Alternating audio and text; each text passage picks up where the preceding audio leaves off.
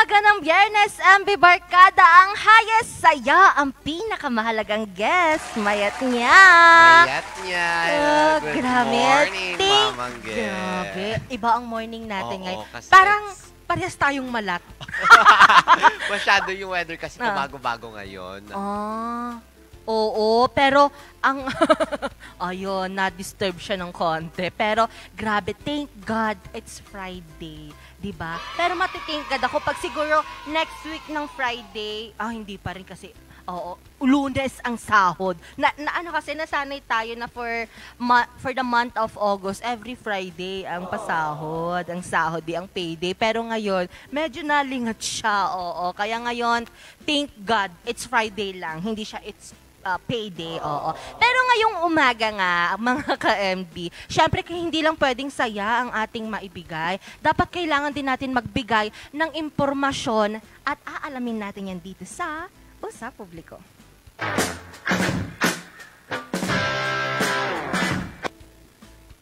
Ayan. At kasama natin ngayong umaga ang nag-iisang si Attorney EJ Tabangin Kapuyan, ang regional, hindi mo alam, hindi, ang COMELEC regional dito sa ating Cordillera. Hello, good morning, Attorney. Good morning, Attorney. Good morning, Miss Angel. Good morning, Mr. Ron. Good morning po sa lahat ng nanonood ng Regional News Group Luzon. Kahit umuulan at malamig, mainit pa rin po rito sa studio. Kamusta po ang morning natin, Attorney?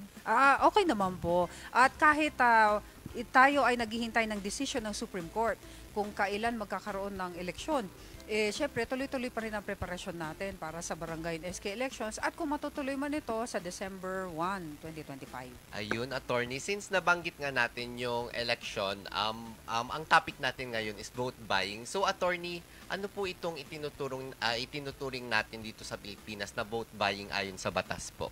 Ngayon, ang vote buying po ay, syempre, is an election offense. Ito po, dalawa ang offenders nito. Pagka may nagbigay sa inyo at kapalit yan ng boto. So, ang unang offender is the one who buys votes. And the second is the one who sells votes. So, dalawa ang offenders dito. Pero pwede naman na mag-prosecute tayo ng vote buyer. Pwede naman yun. So, ang gawin lang po ay sundin ang nasa Republic Act 6646, which is the Electoral Reforms Law of 1987. So, Section 28 nakalagay po doon, they have to execute affidavits na they witnessed itong vote buying incident or ito po ay nakatanggap sila mismo at sila ang mag-execute ng affidavit. Attorney, ano po ba ang pinagkaiba ng bumibili ka ng boto at nagbebenta ka ng boto? Kapag bumibili ka ng boto, you're giving something kapalit nung pero ng pag-vote sa'yo. So, you're buying it. Pagka naman, yung isang tanong mo, vote buying at saka bumibili at nagbebenta. Yes po. O yung nagbebenta naman ng boto, yung tao na siya yung boboto, binibenta niya yung kanyang vote kapalit ng something of value. Okay. So, ibig sabihin, Attorney, bukod po dun sa bumili, pwedeng managot din po yung nagbenta. Oh yes, kasi dalawang offenders dyan. The one who sells and the one who buys. Dito naman po, Attorney, since dalawang offender dito, ano po yung magiging parusa po pag nagbenta ka ng boto at bumili ka ng boto po?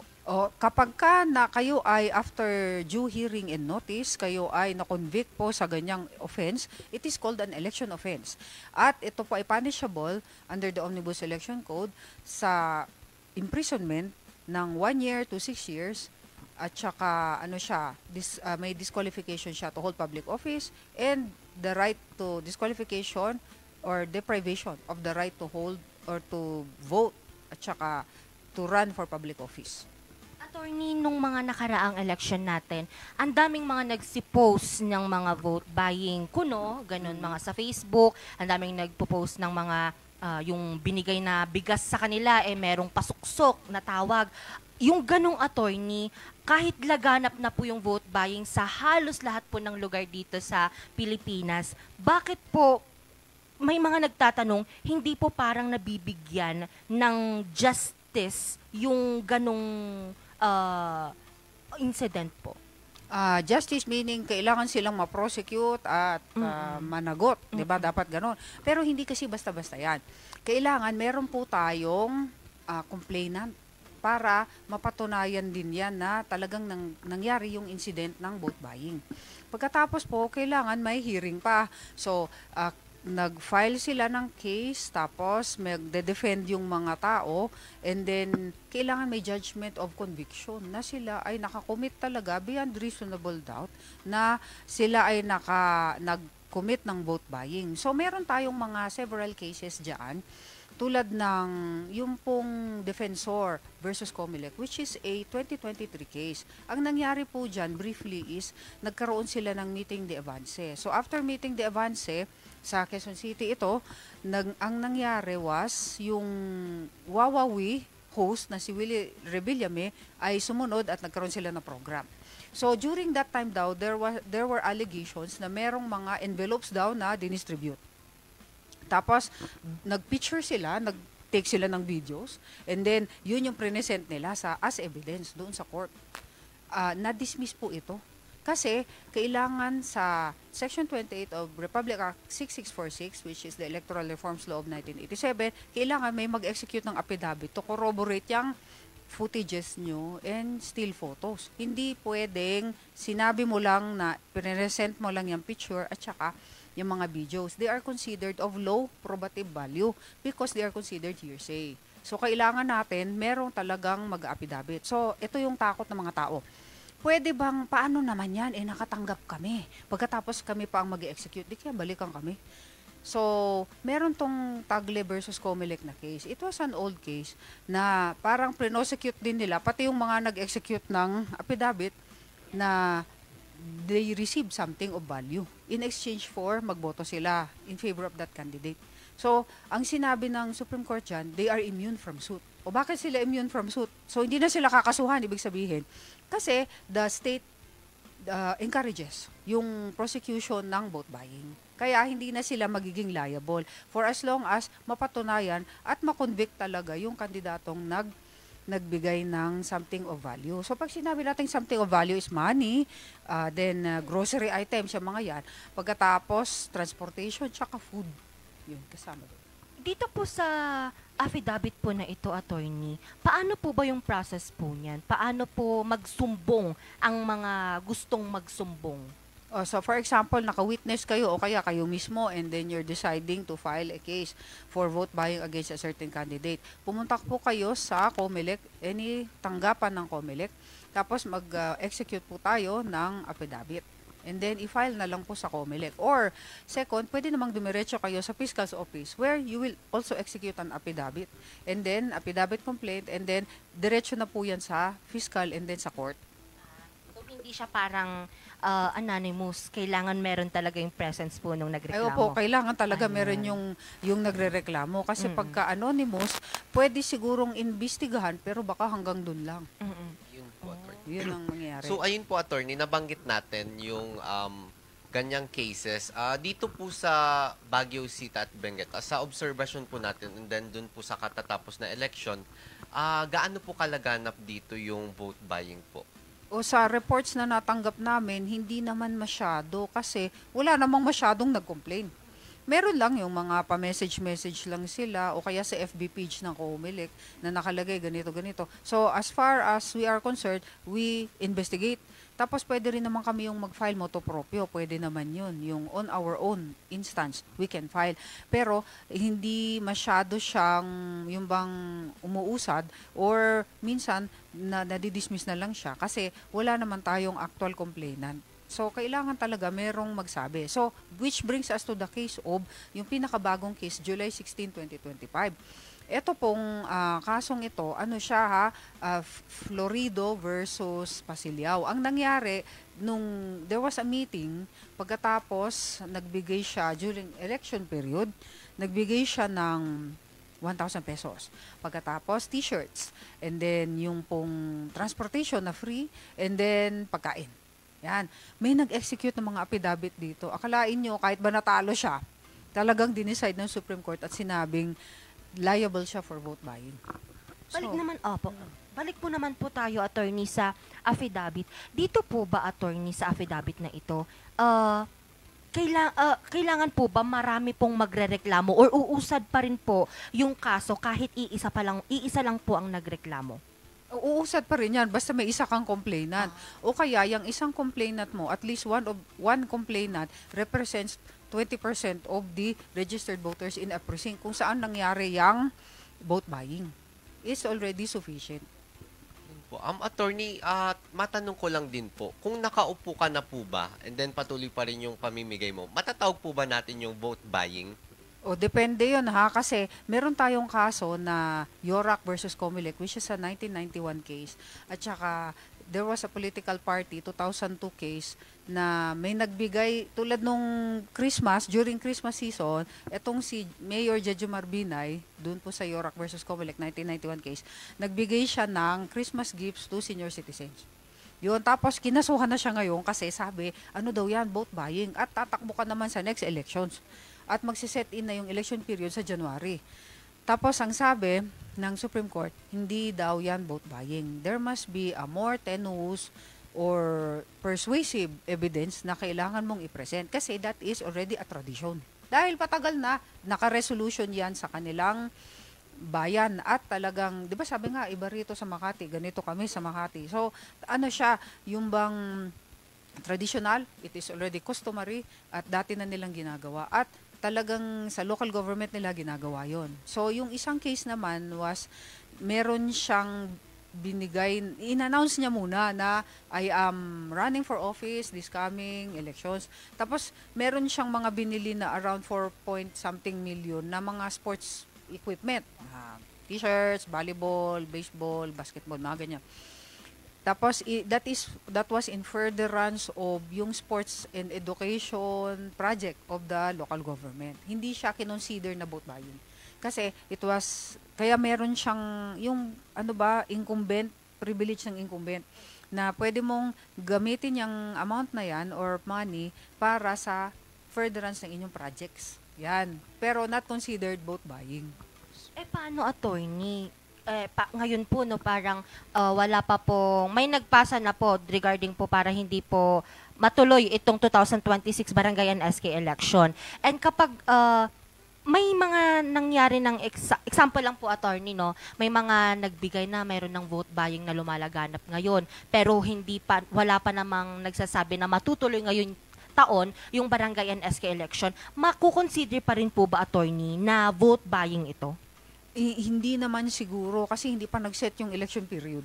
At hindi pa naman kandidato yan kung sakaling siya ay magbibigay ng mga goodies o kaya mga something of value. Kasi you need to be a candidate first para maging liable ka dyan. So you have to file your certificate of candidacy first bago ka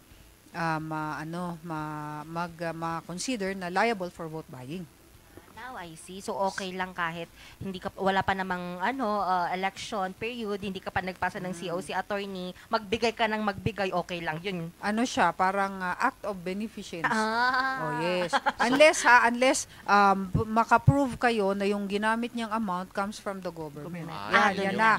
Tapos yun na yung magiging bawal. So attorney, itong mga ito dapat makukonsider siyang vote buying pag election period na po mismo. Oh yes, that offense is punishable within the election period or 45 days before the election period. Kaya tatandaan nyo din, i-relate nyo rin sa kontrabigay resolution of the COMELEC, which na pinagbawal ng COMELEC 10 days before elections and on election day, yung pong pagbibigay ng AIX, yung tupad, yung mga yan. Ano naman po ang parusang kakaharapin ng dalawang kapag nalaman pong involved po yung voters and of course yung kandidato sa vote buying, attorney? Siyempre, 1 year to 6 years imprisonment and deprivation to hold public office at saka you cannot even vote for that period of imprisonment. Hindi na po siya pwedeng tumakbo, attorney, yung kandidato? Pwedeng tumakbo ulit yan pag na-serve na niya yung kanyang sentence. Kasi hindi naman perpetual special disqualification yan. That is only sa principal penalty, which is 1 year to 6 years. So, attorney, sa mga gantong cases, ano naman po siguro yung may papayo natin sa mga botante Especially, meron tayong paparating na SK and barangay election po. O syempre, ang payo po natin dyan, don't ever sell your vote. Syempre, kailangan mag-vote ka according to what you believe is right. Kasi yan naman talaga ang principle ng democracy, di ba? You have to vote for the person who will represent you para yung aspirations nyo, yun yung matupad para sa bayan natin. Thank you so much, Attorney. Yes. I hope na itong hindi siya actually kasya yung oras na to para pag-usapan talaga itong vote buying kasi sobrang nakakasad lang na ang daming mga Pilipino, marami talagang aminado na nakakatanggap sila. And ang rason na lang nila, Attorney, na naririnig ko, alam pa ba nung binoto ko kung binoto ko siya or hindi. And yun yung nakakasad kasi nakakagawian na ng lahat. Oo, na dapat hindi po. Kailangan kasi syempre, tayo yung maghihirap kapag mali rin naman talaga yung naiboto natin dahil lang nabigyan tayo ng pasuksok na tinatawag. Totoo po yan. Ayun, maraming salamat po, Attorney EJ. Attorney, baka may gusto ko naman pong idagdag na information dito po sa Vote Buying 101. Anyway, dyan po sa Florido case na binanggit natin kanina, dyan na nag-uumpisa na po ang prosecution ng vote buying. So maraming tao na rin ang nakakapansin at marami na rin ang hindi nakakatanggap ng ganong acts. Kaya nagpo-prosecute na po sila ng vote buying ngayon. So beware na lang po kasi nag-uumpisa na po tayo sa ating tunay na pagbabago. At ipa-plug in ko lang po yung aking book, Insider's Notes on Election Laws. Ang title po, meron po tayong first edition, Fundamentals, second edition po about disqualification cases. So kung interesado po kayo, lalo na tatakbo kayo ngayong eleksyon, it's available po sa Jet Bookstore, Portabaga Mall, Session Road, Baguio City, or contact me sa 0917-507-2439 or doon po sa aking website, attorneyejtabangin.com. Ayun, Attorney, baka may gusto naman batiin or i-shout out. Binabati ko po lahat ng mga taga-Comelec. Magtatrabaho pa rin tayo kahit umuulan at kahit walang eleksyon or merong eleksyon, handa tayo. Ayun, maraming salamat po, Attorney. Kung sa eleksyon... Bigla kang naghangdong ako. Ayun nga, sige. Kung sa eleksyon, vote buying ang ating kinatatakutan, ngayong buwan, ano naman kaya? Alamin yan dito sa Anong Ganap. Tahimik ang gabi, ngunit ang paniniwala ay nagsasabing hindi tayo nag-iisa. Sa ikapitong buwan ng Chinese Lunar Calendar, bumubukas sa mga pintuan o lagusan ng kabilang mundo. Ito ang tinatawag nating Ghost Month. Paano nga ba nagsimula ang Ghost Month? Ito ay nag-originate sa dalawang relihiyon na galing sa China, ang Taoism at Buddhism. Ayon sa Taoist tradition, naniniwala sila na tuwing ikapitong buwan sa Chinese Lunar Calendar, bumubukas ang gates of the underworld. Ibig sabihin, nakakalabas sa mga kaluluwa mula sa mundo ng mga buhay. Karamihan sa kanila, mga hungry ghosts daw, mga kaluluwang hindi matahimik dahil sa unfinished business o kaya walang nag-aalay sa kanila. Kaya para hindi sila manggulo, nag-aalay ang mga tao ng pagkain, incense at joss paper o papel na pera bilang respeto at para magkaroon ng peace sa pagitan ng mundo ng buhay at patay. Sa Buddhism naman, may kwento tungkol kay Maudgalyayana, isang alagad ni Buddha. Nang mamatay ang nanay niya, nakita niya itong naghihirap sa mundo ng mga gutom na espiritu. At para matulungan siya, inutusan siyang mag-ari ng pagkain sa mga monghe at magdasal para sa mga kaluluwa. Ito ang naging basehan ng tinatawag na Ulambana Festival o Ghost Month. So yes, combined beliefs ng Taoism at Buddhism ang pinagmulan ng Ghost Month.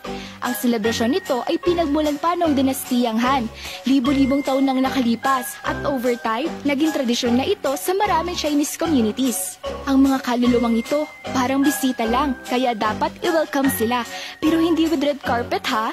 Sa Pilipinas, lalo na sa mga Filipino-Chinese communities gaya ng Binondo at Tondo sa Maynila, aktibong sinaselebrate ang Ghost Month.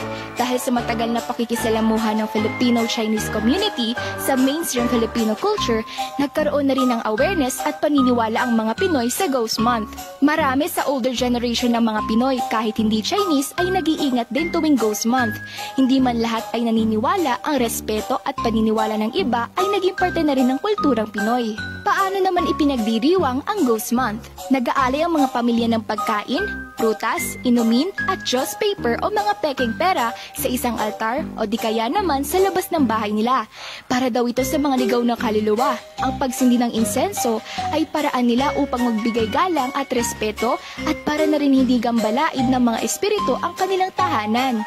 Sa kalagitnaan ng Ghost Month, may mga naglalakihang selebrasyon. Tinatawag itong Ghost Festival o Zungyeon Festival. Isinasagawa dito ang mga opera performances at ritual ceremonies.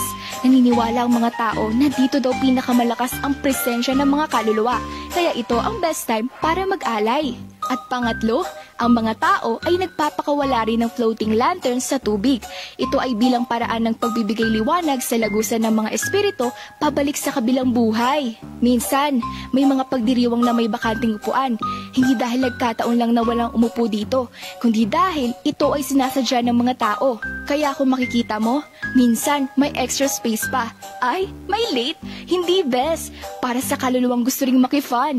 Party-party kahit ghost na si Lolo. Kapag nandito na ang mga invisible guests natin, may ilang mga restrictions na hindi natin pwedeng ipagpasawalang bahala. Ano nga ba ang mga bawal tuwing Ghost Month? Bawal ang weddings, kaya i-delay muna ang mga pag-iisang dibdib. Sige kayo, baka nasa till that do you part na agad. Bawal din ang lumipat ng bahay. Alam niyo ba kung bakit? Baka may sumamang freeloader na ghost. Gusto niyo ba yun? Ayaw ko yun! Pero pwede rin, para may bantay sa bahay kapag aalis. Pangatlo, bawal magpa-renovate ng bahay. Alam naman natin kapag nagpapa-renovate, pukpuk dito, pukpuk dyan. Welding dito, welding dyan. Over sa ingay. At kapag umover ka sa ingay, baka may mabulabot ka. Ayaw ng mga invisible guest yan. Eto pa, bawal din ang mag-night swimming. I-cancel niyo muna yan, lalo na sa mga magpe-friends dyan na mahilig mag-bonding. Sabi nila, kapag daw pumirma ka sa isang business deal, magbibigay ito ng bad luck sa business mo o sa kahit ano pa dyan. And lastly, bawal sumigaw ng pangalan sa dilim. Binabawal ito, baka kasi hindi si Bessie ang sumagot sa'yo, kundi si Ghosty. Eto pa, huwag ka raw magpatuyo ng damit sa gabi. Ang mga ghosts daw ay attracted sa mga damp clothes. At kapag sila ang na-attract, nagiging clingy sila. Kakapit sila sa mga basamong damit at sasama sa'yo kahit saan. Wow, nice outfit! Kaya ngayong Ghost Month, huwag kalimutang magdasal at mag-alay. At kung may maramdaman kang malamig na hangin sa batok, huwag ka muna lumingon ha. Oh, napalingon ako doon. Ghost Month. Ghost Month pala from August 23 to September 21.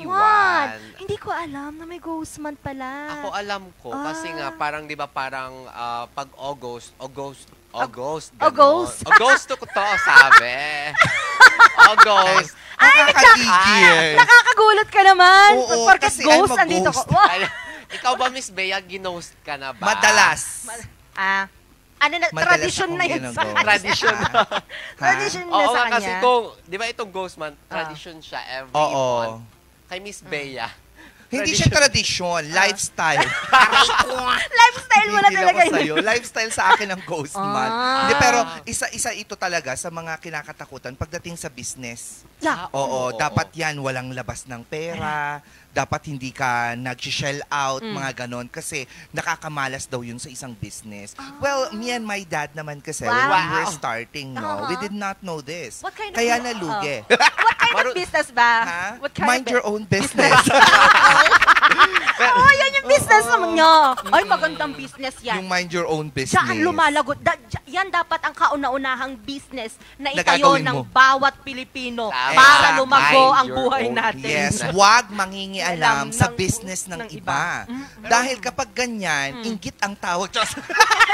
Uy, pero totoo marinis ka yan. marunong ka mag-Chinese, Miss Bea. Oh, meron lang akong konting alam. Ano? Pasample. Sanse. 1, 2, 3, 4. 4. Ah. Hayo Wotsenyan. Yotsenyan. Oh, kanta ni Casey Tandingan yan nung sumali siya dun sa China. Ako nihaw lang. Pero Ni Hao grabe. Lao Sher. Ang sarap ng nihaw. Nihaw na pork, nihaw na manok. Ang daming nihaw. Inisita ko, nihaw. Diba? Inihaw. Ikaw, ano pa yung isang alam mo?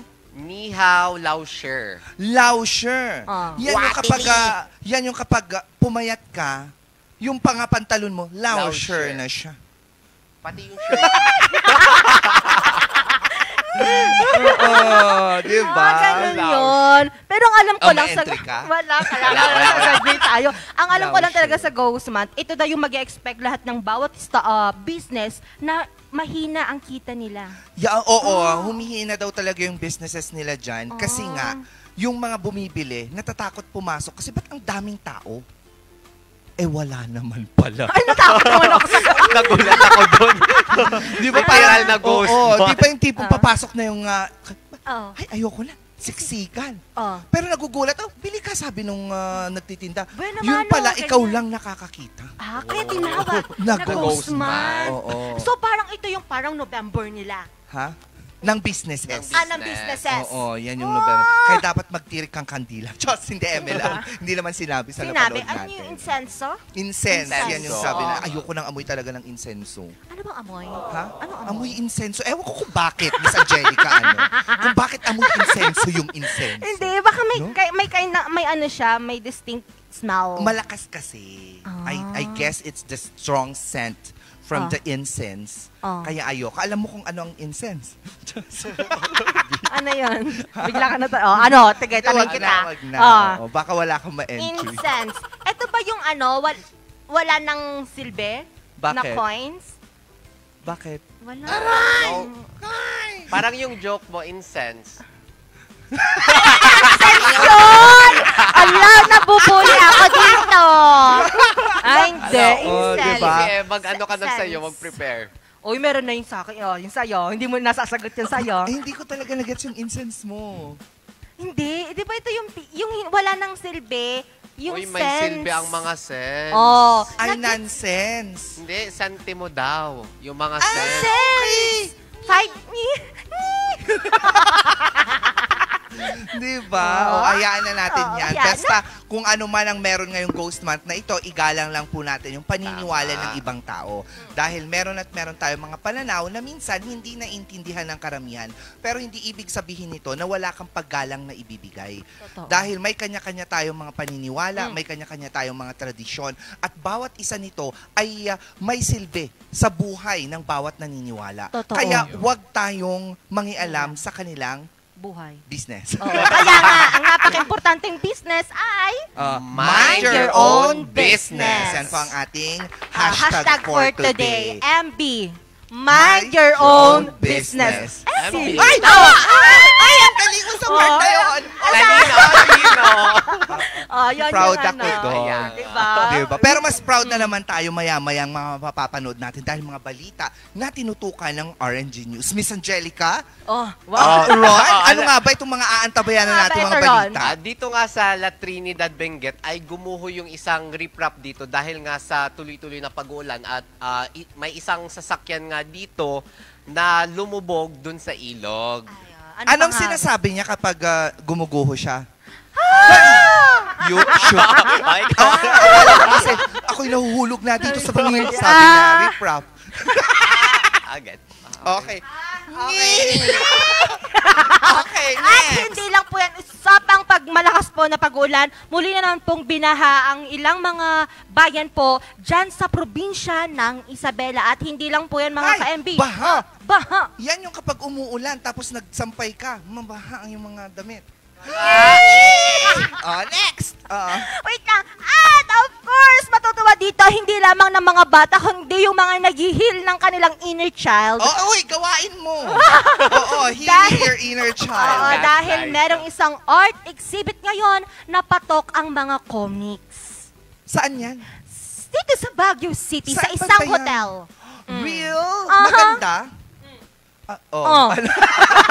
Bigla. Ano nangyari sa mic? Ng mic? Oo, Ano oo. po nangyayari? Hello, hello? Rip-rap. Ano ba? Naisingit. Hoy, Ay. yung Christmas, Christmas tree natin, tree grabe ka natin. naman.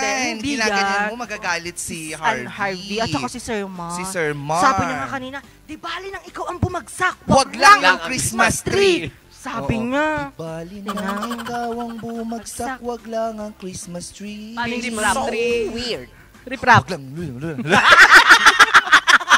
Diba? Dapat kumanta din si Sir Mar dito minsan. Minsan, Sir Mar, tawag kakanta yun. yung Kastilyong Kastilong buhangin. Oh, ano? Oh. siya siguro ang madami ang vibrato. O kaya yung mga, kay Rami bang? Uy, ay, hindi masyado pang early yun. Early yung mga ano yun mga 40s. Ano sa inyo, sir? Kakantay nyo? Ay, hindi ko. Ha? Ano yun, sir? Ano nangyayari sa likod ng Sa likod ng simbahan. Sa likod ng simbahan, Simbahan, simbahan, sa likod ng simbahan, my fair lady. Pero excited ako kung saan man yung art exhibit na yan. Siyempre, mamaya naman, may hawaan kasi na nangyayari sa mga tao, hindi lang sa mga tao, kundi sa iba pang mga Animal Kingdom members. Na kapag ginawa mo talaga ito, mahahawa ka daw. Totoo ba? Nakakahawa ito. Oh, sina... hindi. Ang baha. At syempre mamaya din ako, isang movement. Paano yung movement? Paano ulit? Para isa, movement. Wala ito, movement. 1, 2, ganon. Yes. Tungkol sa kalusugan, ang ating malalaman. At syempre, may makikilala tayong bisita later on para pag-usapan ito. Nako, lahat ng yan sa pagbabalik ng Morning Balitaktakan! Mayat niya.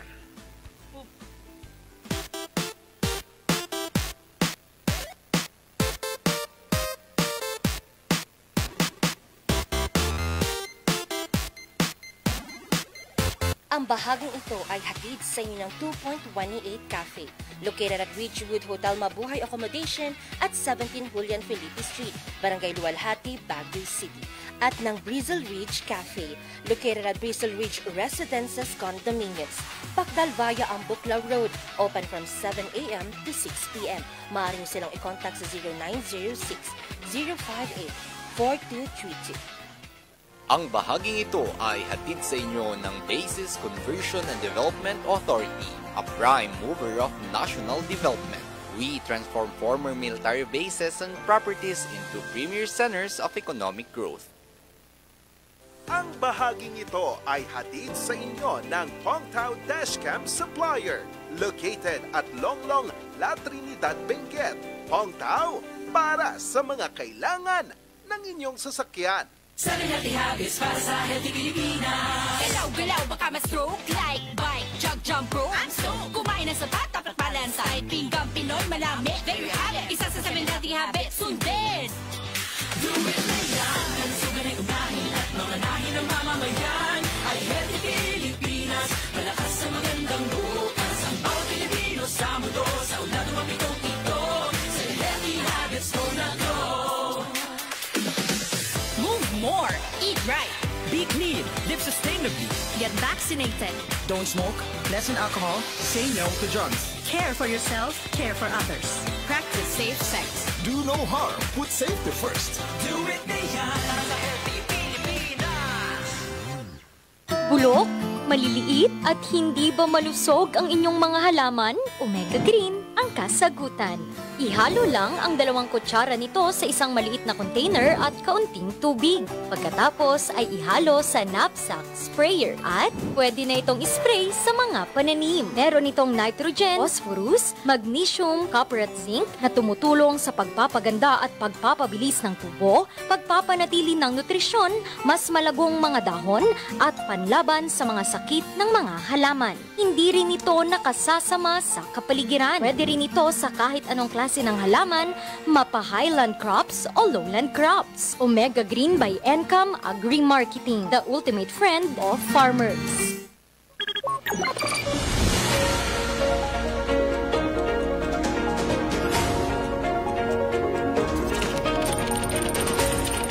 Ang iniwan nitong pinsala ang pagbulusok sa aking kinatatayuan ng COMELEC ang bilangan Anong pananalasa ng bagyong Chemical na ginagamit sa pagmimina. na makakapagpabuti sa buhay ng dating tennis court ng Baguio Athletic Board. ng ninyo na nararanasan. Sasakyana dito sa bangin. nang matumba ang poste Ang posibleng pagbuho ng bundok. Mula sa News Center ng Orange Luzon, Ito ang Luzon Headlines.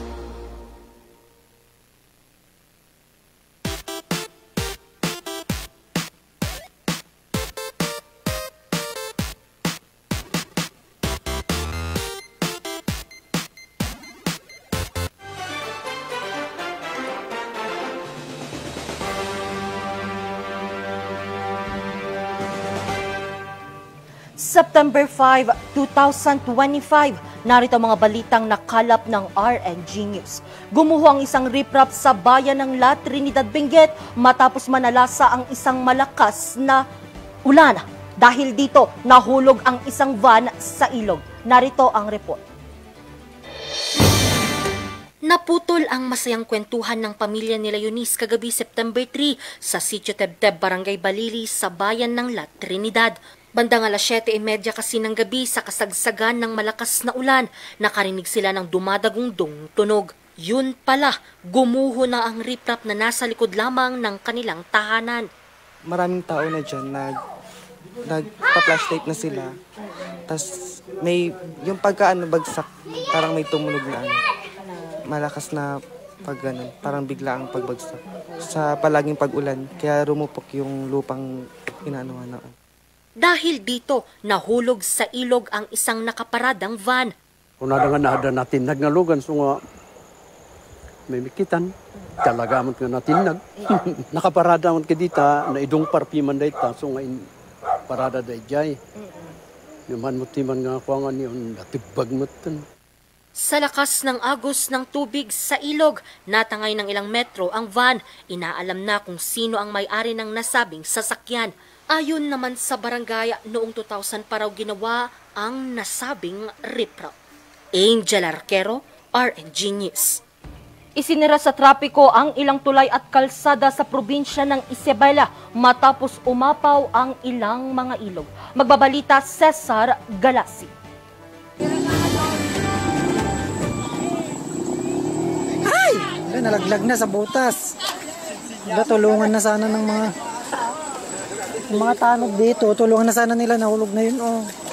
Pinipilit tumawid ng ilang motorista sa umaapaw na Camarag Bridge sa bayan ng Etiagüe, Isabela matapos umapaw ang ilog sa lugar.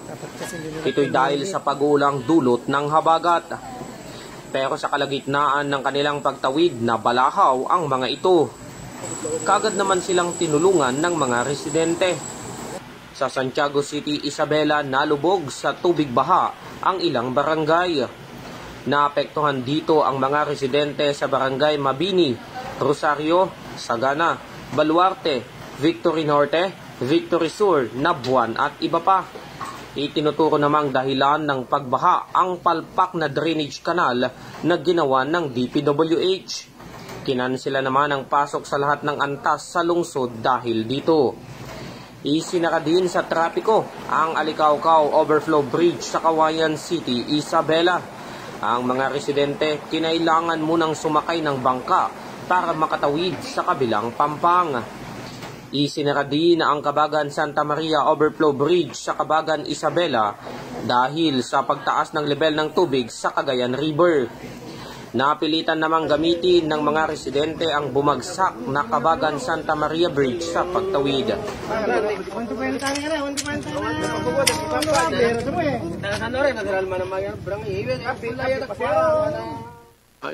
Ito yung Isabela, iwas sa kalamidad, iwas sa mga ganyang klaseng mangyayari sa atin. Basta handa lang tayo.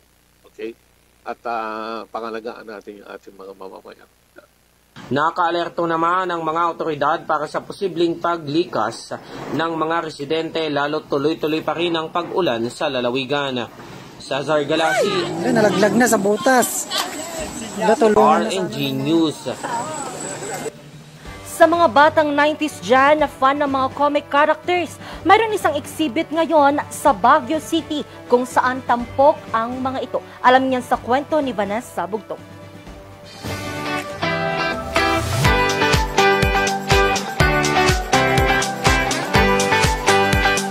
Sa edad na 24, sinong mag-aakala na aabot na sa 10,000 ang nakolektang obra ni Jed? Karamihan sa mga ito hango sa mga cartoon characters na kanyang kinalakhan. Pero hindi lang siya nangongolekta, kundi gumagawa rin ito ng mga obra. Dahil maski ang mga kwento ng mga karakter na kanyang ginagawa, kabisado rin ito. Looking at how other movie directors would actually make these comic book characters, as well as seeing which fits within the comic book character perspective, such as Wonder Woman's Greek mythology past, where she's actually the daughter of Zeus, and the Amazon hero, not hero, Hippolyta. Because when it comes to something like Wonder Woman, it has to be Greek-based. That's why I decided to make it a Picasso version of her. And for Superman, he essentially is an embodiment of American idealism. That's the reason why I put him in a Jackson Pollock painting that is showcasing the artist's feelings about how he felt during the Cold War, Russia against the United States. Ilan lamang ang mga ito sa 16 na obra ni Jed na nakadisplay ngayon sa The John Hay Hotel's Garden Wing, ang dating The Manor sa Camp John Hay. Kadalasang ginagamit nito sa kanyang mga obra ay mga pintura. Pero dahil mahilig siya sa sining, nais rin daw nitong masubukan ang iba pang mga materyales. I want to go for something more contemporary rather than unorthodox, but it's unorthodox in terms of the composition whenever I'm actually portraying like something like Robin within the pointillist style, or Superman, as you can see right here, within the world of Jackson Pollock. Isa sa mga namangha sa kanyang mga obra ang halos 10 taon na niyang naging guro sa sining na si Robert. Ako, to see this, I am very happy to see this exhibit. Actually, hindi nga ako makahintay. Gusto ko na makita. But then, sabi ni Dad, "Sir, they have to shoot." So sabi ko, sige, sige. Pero for a teacher, to see your student like pursue art, because Jed was with me for like more than, I think, 10 years. Kasi through and through, Brent yan eh. From prep to, to mag-graduate siya. She took IB Art, HL. He got a very high grade. So, when he pursued yung fine arts sa UST, alam ko na tuloy-tuloy na. Kasi usually after high school, kung lumitaw yan, iba na eh. Pero pinursu niya eh. Actually, he's not only good in painting. Pag si Jed nag-sculpture, you will be so impressed. Ang galing na sa sculpture. Magtatagalang nasabing exhibit hanggang sa 15 ng Nobyembre. At ang mga ito, hindi lang display, kundi maaari ring mabili ng mga interesado sa obra. Vanessa Bugtong, RNG News. At yan ang mga balitang nakalap ng RNG News. Abangan naman mamayang alas 5:45 ang maiinit at nagbabagang mga balitang hatid ng Luzon Headlines. Muli ako si Angel Arquero para sa Morning Balitaan. Magbabalik ang Morning Balitaktakan. Magandang umaga sa ating lahat.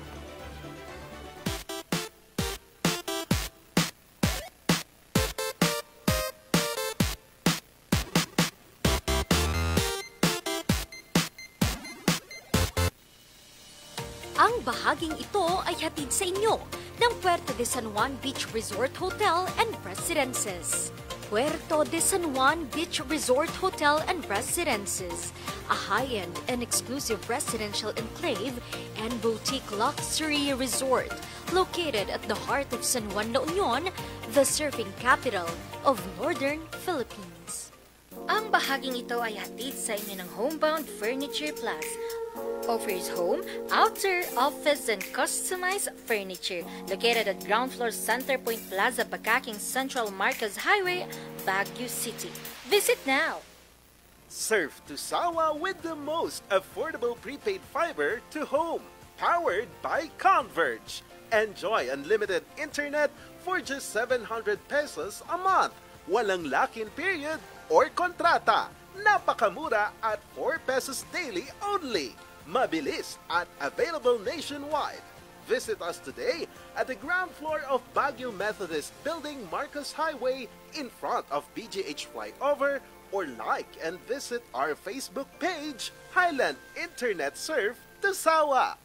7 Healthy Habits para sa Healthy Pilipinas. Sa mundong ginagalawan, paganda ka ng Big One. Kamay, sakit, sa isip sa gawa. Leave nothing but footprints. Sige na unahin at mga nahin ng mamamayan. Ay Healthy Pilipinas, malakas sa maganda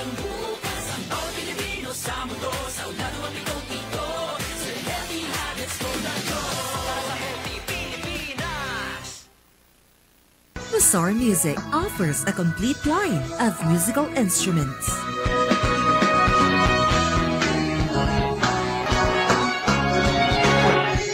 Wazar Music, Baguio's pioneer in online music and art lessons.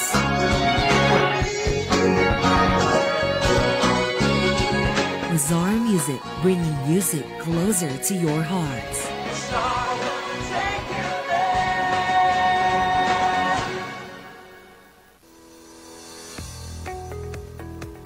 Looking for a place to stay in Baguio City? Find your calm at Hotel Supreme. A good dip at their pool.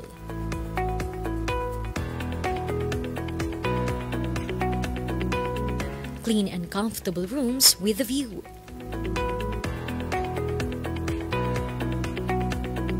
Accommodating staff.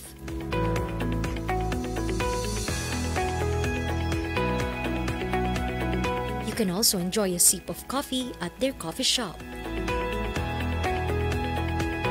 Good food for a good mood at their restaurants. Spacious halls for events, and many more. A perfect balance of business and relaxation, all at Hotel Supreme.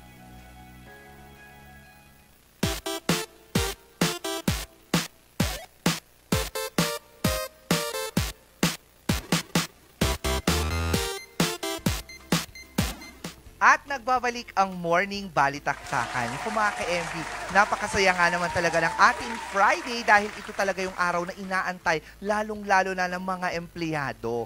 Nakakahawa nga din naman na kapag sinabi mong Biyernes na lahat nagkakaroon ng kasiyahan, di ba? Oh, syempre, sa iba, sa akin, hindi, may trabaho bukas. Hindi kasi may lakad May ka. lakad. Oo, pero para sa mga katulad ko na wala, ay meron din pala. Meron ka, kasama ka. Ano ka ba? Oo, malapit. Bukas na pala yung Miss Baguio 2025. We can we can rest kasi at evening naman yun. Oo, so, pero, mahahawa pa rin tayo. Oo, may panahon pa ako maghanap ng aking damit. Alam, baka mas maganda. Well, hindi, mahahawa ka nga din naman talaga kapag pupunta ka sa mga events dito din kasi sa Baguio. Lalo pag nakikita mo na nagdadamit lahat. Ikaw din, hindi ka nagpapahuli. Hawa-hawa na ito. At saka tiis ganda lagi. Yes naman. Kahit masakit na yung paa mo. Heels ka dyan. Heels pa more. Sabi nga nila, corset pa more. Ikaw ba, anong susuotin mo? Tomorrow, wala, ito lang ganda. Charang, wala po, hindi. Wala, ano lang, wow, grabe naman yung reaction. Parang hindi naman na sa mga, parang kahapon lang sinabi mo, kamukha ko si Barbie Fortesa, parang ngayon. Pero napanood ko siya na naman. Tapos tinitignan ko talaga si Barbie, yung mukha niya talaga, sabi ko, very Miss Angelic Arquero. Sabi ko talaga, hindi seryoso. That's not a joke. Yes, I promise. I'm gonna post later on sa Morning Balitaktakan yung picture ninyong dalawa. Speaking of posting mapapanood din po pala yung iba-iba nating mga segments o mga nakaraang mga araw sa ating social media account, lalong-lalo na sa ating Facebook, Morning Balitaktakan. So, if you're already at it, why not follow our other social media accounts or social media handles po natin. Nariyan po sa inyong mga screen, nasa Facebook, sa Twitter, sa TikTok, YouTube, X, and Instagram. And of course, yung mga Telebisyon. Telebisyon. Naku, mapapanood nyo rin naman po kami dyan. Kapag kayo naka-Channel 10, kapag kayo ay naka-Mountain View, nasa Channel 10 po kami. At kapag hindi nyo pa nahahanap ang napaka-mainhin na mga babaeng iro, ay riskan nyo lang po ang inyong mga digiboxes at hanapin ang RNG Luzon Channel. True, Labels. May mga times na pag nanonood na, sigurado ako ilan sa kanila mga humihikab kasi nga maaga pa. Pero hindi mo ba napansin na pag may humikab sa tabi mo, nakita mo lang siya, nahawaan ka. Pwede ba yun? Oo, pwede yan. Ako, bakit nga ba tayo nahahawa? Kahit hindi naman talaga tayo inaantok. Alamin natin yan dito sa Kata Wonder.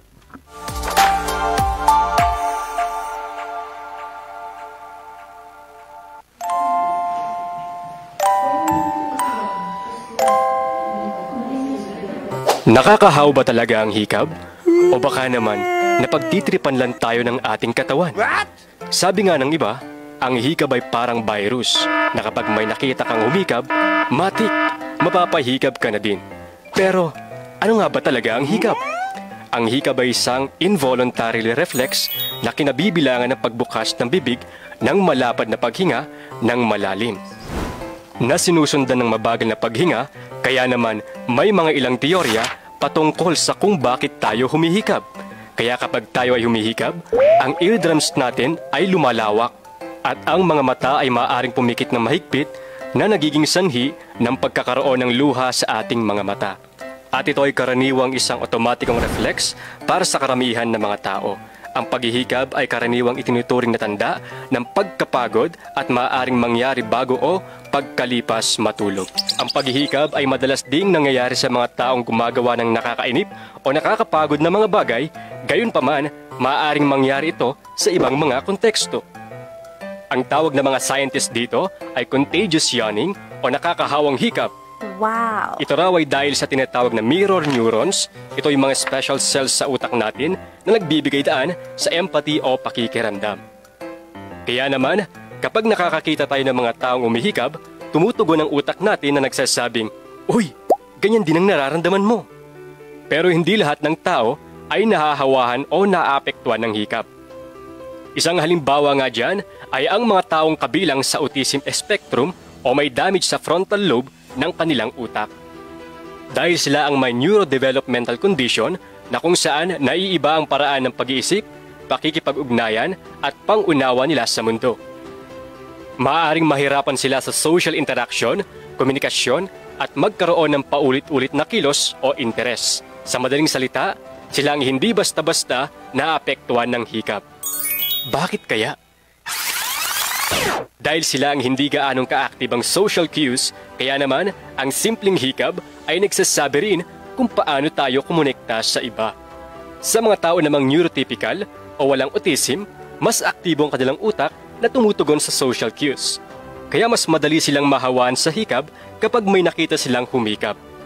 At ayon sa pag-aaral, mas madalas kang mahawaan sa hikab kapag close kayo ng taong humikab. Kaibigan mo, kapatid mo, kaklase mo, o maging sa mga hayop man. Sa katunayan, may ilang mga hayop gaya ng aso ang naapektuhan din ng hikab. Ibig sabihin, ang hikab ay hindi lang pisikal, social din. Amazing, di ba? Pero, alam mo ba na hindi lang taong humihikab o nahahawahan ng hikab? Tama! Ang chimpanzee, dog, at kahit parrot ay humihikab rin kapag nakakakita ng ibang humihikab. Ibig sabihin, hindi lang ito biological, kundi social behavior din ng maraming species. Kaya pala, ang hikab ay hindi lang senyales ng pagod o antok, kundi isa din itong senyales ng ugnayan ng pakikiramay ng tahimik na koneksyon ng isipan. Nahikab ako. Habang pinapanood ko siya, ramdam ko talaga. Ang nagigikap ako, cute daw. Paano? Yung, Inat yan. Hindi. Inat with hikab. Oo, ganun. Pero kailangan kasi may pag-anon din ako. May painat ka pag naghihikab. Paano yan? Salamin. Iba? Ganon. Hindi, gaganyan ka lang. Pero totoo, nakakahawa yan. Tapos kailangan kong humihikab kapag nasa bus ako, nasa biyahe. Kasi talagang wala akong marinig man.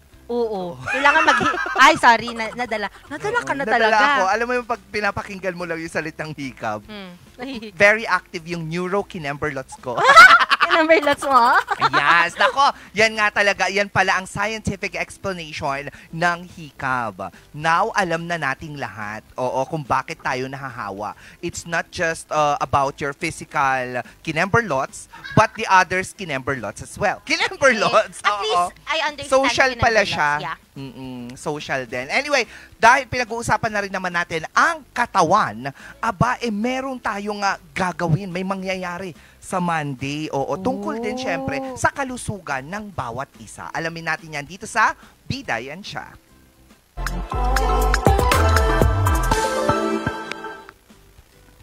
At kasama nga natin ngayon si Dr. Lawrence Sereno, isang general surgeon para nga dito sa mangyayaring surgery for a cause hatid ng Parkway Hospital and Residences INC-ASC. Hello po, magandang umaga po, Doc. Kamusta po ang morning natin, Doc? Maulan. Maulan po. Sobrang ulan. Sobrang ulan nga po at laganap ang mga sakit ngayon. Oo nga po eh. Dahil dito sa ulan na ito, meron kang sipon, Ubo. ubo, trangkaso Paso. at lahat-lahat. Oo. Paano po nag-umpisa dito? Mapunta tayo dito sa surgery for a cause. Bakit po natin naisipan na gawin po ito? So kami sa Parkway Hospital and Residences Incorporated Ambulatory Surgical Clinic, we had our anniversary this first week ng September. So isang tulong namin para sa mga mamayan, lalong-lalo na dito sa Baguio City at mga karatig na lalawigan, handa kaming tumulong. So surgery for a cause. So specifically sa mga pasyente merong bato sa abdo, bukol sa suso, luslos, cyst sa ovaryo, bukol sa goiter, lipoma or mga iba't ibang bukol sa katawan, at cleft lip and palate. Pero dito, Doc, po, meron po tayong lahat po ba, kahit sino pwede? Like, kahit ilan po ang magpa-opera? Pwede silang mag-inquire, pero i-check muna namin for screening kung sinong mga pasyenteng, lalong-lalo na yung mga walang-wala talaga, para matulungan talaga namin. Matanong ko lang po, Doc Lawrence, bakit eto pong mga specific na ito yung naisipan yung isama dito sa surgery for a cause? Since marami pa namang pwedeng maopera. Ito yung mga common na sakit na sa mga iba't ibang hospital lagi namin nakikita. So sa ibang hospital, mahaba talaga yung waiting time, kumbaga, waiting list. So isang tulong na din namin lalo na dito sa mga pasyenteng merong mga ganitong problema. Meron po ba tayong numbers sa mga ganito na sakit dito sa siyudad ng Baguio? For the specific numbers, hindi natin, ako personally hindi ko sure, pero madami po talaga. Kaya yun yung tinarget po natin. Kailan po itong mangyayari, itong surgery for a cause po? So actually, nag-start na kami today, September 5 hanggang September 12. So may mga pasyente na kaming tinignan for scheduled na sa Monday for operation. Nabanggit niyo po kanina, Doc, na kailangan po i-screen po natin yung mga pupuntang pasyente po. Paano po natin malalaman kung ito po ay pasok po para po sa operation? Ini-interview namin sila kasi hindi naman lahat ng pumupunta is yung ibang pasyente nga may kakayahan naman. So ang gustong-gusto talaga naming tulungan yung mga kababayan nating medyo kapos. How important it is for Parkway Hospital and Residences to have this surgery for a cause po? So, yun nga, ginawa namin siya for our anniversary. So, isang tulong na namin talaga, lalong-lalo na sa mga pasyente natin dito sa Baguio City, sa ating syudad.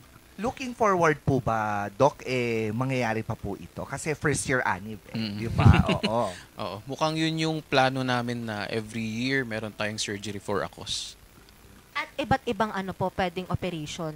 Sakit ang pwedeng maidunog natin or maitulo na pwedeng maoperahan, ganun po. Opo.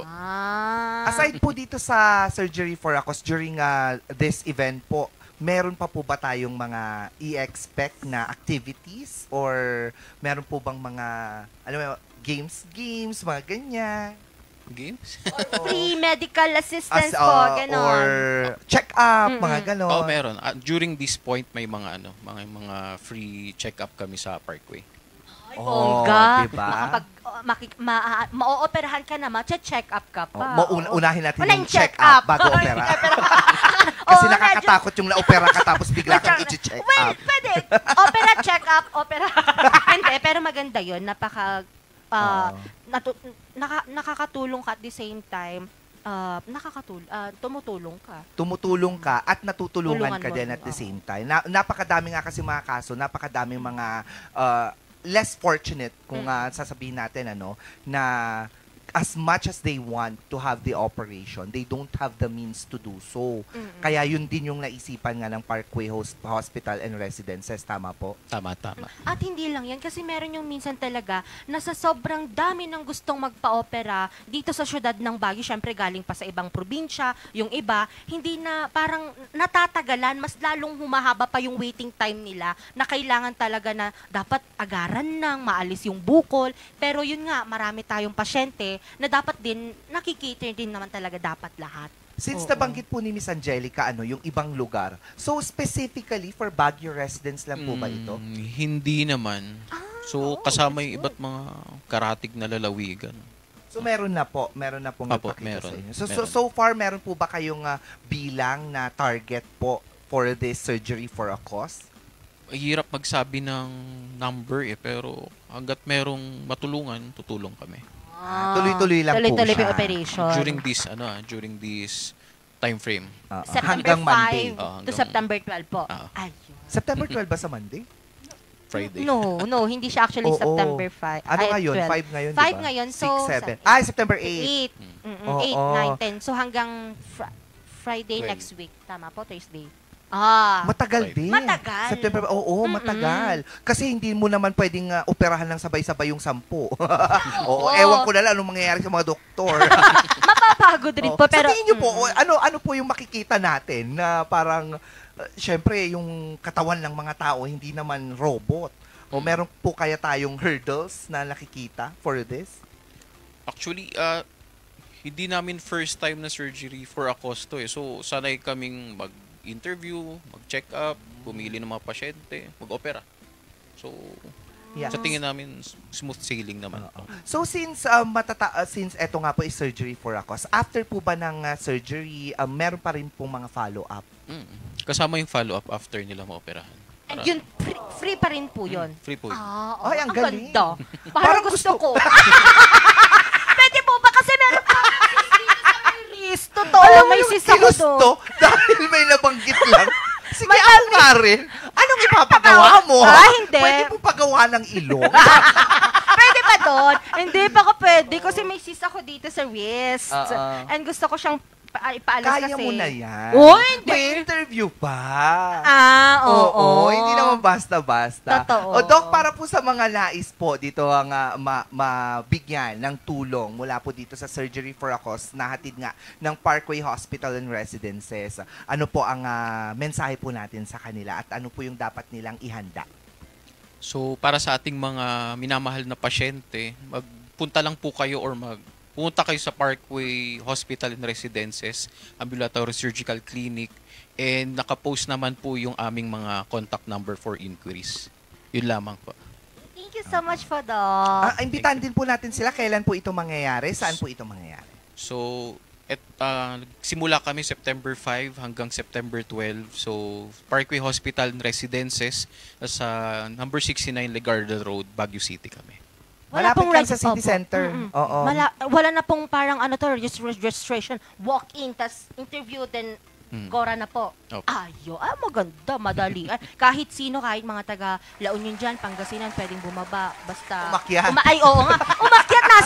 Akyat pala tayo. Umakyat dito sa lungsod ng Baguio para po maoperahan and matulungan po kayo ng Parkway Hospital and Residences. Again, meron po tayong screening na magaganap. So, hindi lang pagpasok nyo, yun na. So, may mga pa-interview pa po tayo para makita talaga if you are qualified para maging parte ng Surgery for a Cause ng Parkway Hospital and Residences. Doc, baka may nais po kayong batiin?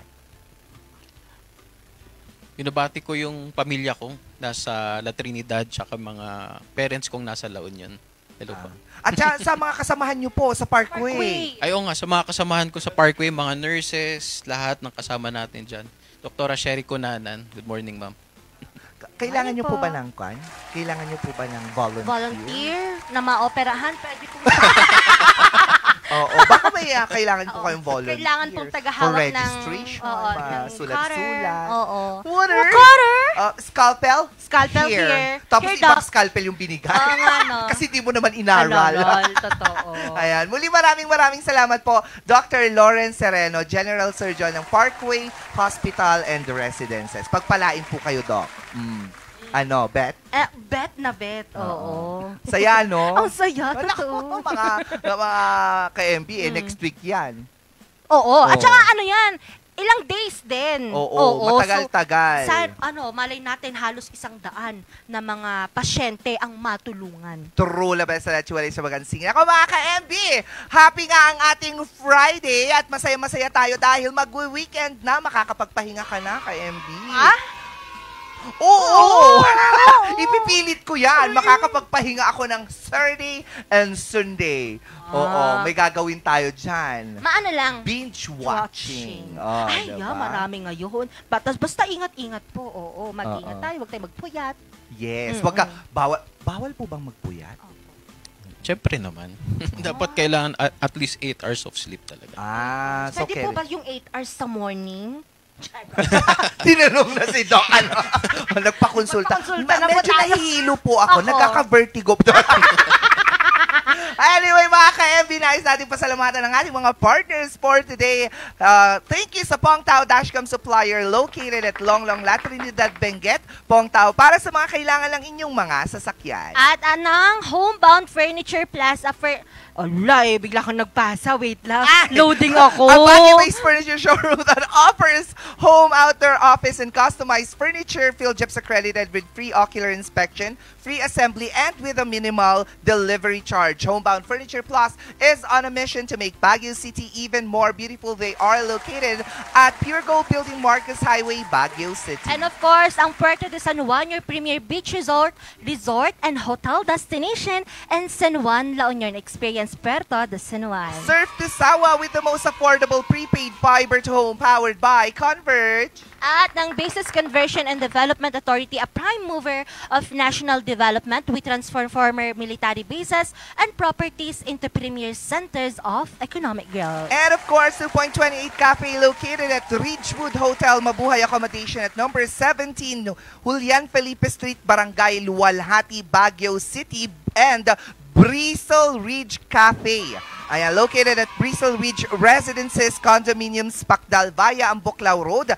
And you can contact them at 0906-0584-232. Maraming salamat. Maraming salamat po sa inyong lahat. At paghandaan din natin, mga padamit natin next week, iba. Ay, oo. Malala. Yan. Malala Kaya muli nakasama niyo na naman ang nag-isang pupilya sa umaga, Miss Bea. At nakasama niyo rin po ngayong umaga ng Friday ang nag-iisang chabebe girl ng Miss RNG, Miss Angel Arquero. Have a wonderful weekend po sa atin and magkita-kita muli tayo next week para naman sa masaya, makulit at very informative na Morning Balitaktakan. Mayat! Hello kay mami ko, kay daddy ko, kay kuya ko, sa mga lahat ng family ko. Love you all.